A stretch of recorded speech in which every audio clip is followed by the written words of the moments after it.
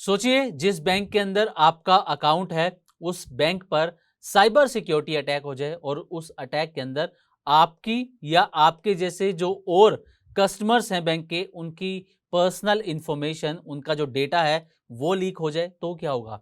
सवाल खड़ा होगा कि क्या वाकई आपका बैंक अकाउंट सेफ है या नहीं।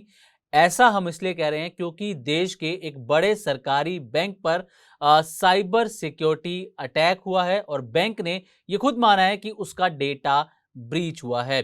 कई मीडिया रिपोर्ट्स में ये दावा किया जा रहा है कि बैंक का करीब 1 टीबी डेटा यानी कि 1000 जीबी से भी ज्यादा डेटा जो है वो लीक हो गया है, जिसमें कस्टमर्स की पर्सनल इंफॉर्मेशन थी।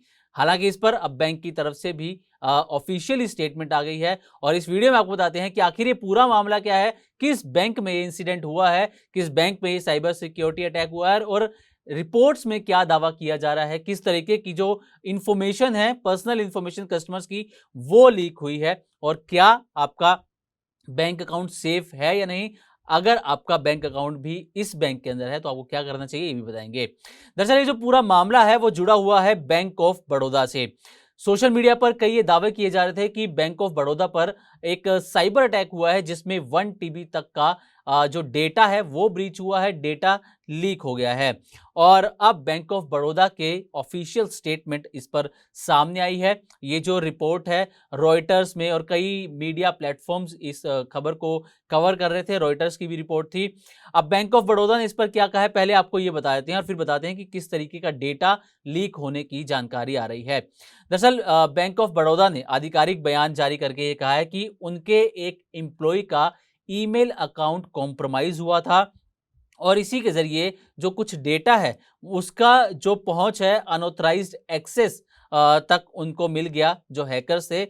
लेकिन बैंक ने यह भी दावा किया है कि कोर बैंकिंग सिस्टम जो है वो हैक नहीं हुआ था और घटना की जांच के लिए फॉरेंसिक इन्वेस्टिगेशन शुरू कर दी गई है। यानी कि एक एम्प्लॉय का ईमेल अकाउंट कॉम्प्रोमाइज हुआ और उसके जरिए जो कुछ डेटा तक अनधिकृत पहुंच, अनऑथराइज्ड एक्सेस जो है वो हैकर्स को मिलती हुई इससे नजर आई है। अब ये तो बैंक ऑफ बड़ौदा का ऑफिशियल स्टेटमेंट हो गया, लेकिन 1 टीबी डेटा लीक का मतलब क्या है कि आपका जो 1000 जीबी से ज्यादा का जो डेटा है वो लीक हो गया। हालांकि बैंक ऑफ बड़ौदा ने इसकी आधिकारिक पुष्टि नहीं की है कि 1 टीबी डेटा ही लीक हुआ है, ऐसा मीडिया रिपोर्ट्स में और सोशल मीडिया पे दावा किया जा रहा है।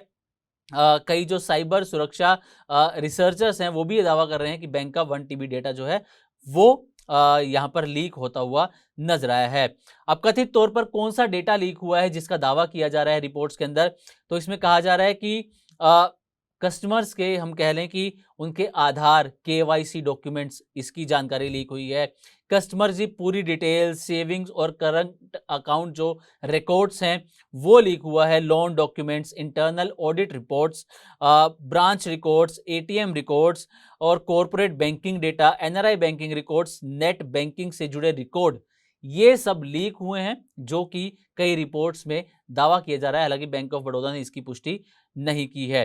अब हमला कैसे हुआ, जैसे कि हमने शुरुआत में बताया था कि किसी एक एम्प्लॉय का जो है ईमेल अकाउंट हैक हुआ था, उसी ईमेल के जरिए डेटा तक पहुंच बनाई गई और बैंक का कहना है कि जो मुख्य बैंकिंग जो उनका सर्वर है, कोर बैंकिंग सिस्टम या पेमेंट सिस्टम है, वहां तक हैकर्स नहीं पहुंचे हैं, वो पूरे तरीके से सुरक्षित है। अब सवाल ये भी उठता है कि क्या ग्राहकों का पैसा खतरे में है।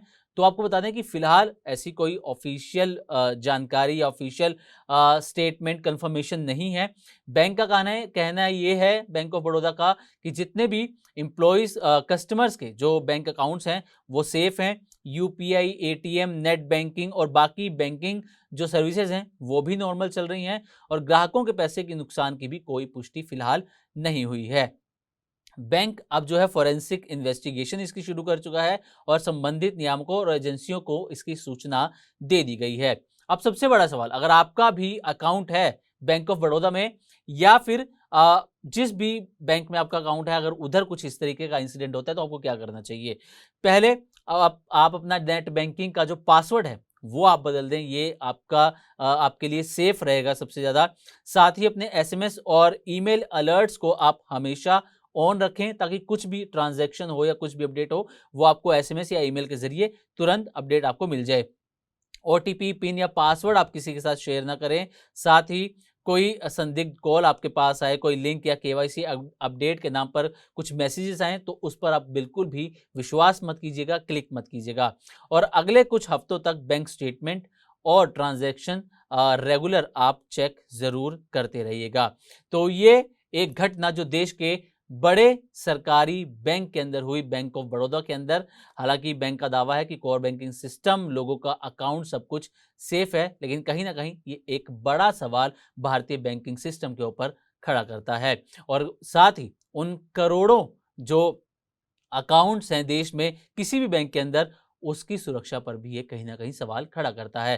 तो उम्मीद करते हैं कि हमारी तरफ से दी गई जानकारी आपको अच्छी लगी होगी। इसी तरह की और भी वीडियोस के लिए देखते रहे मनी 9 और सब्सक्राइब करें हमारे यूट्यूब चैनल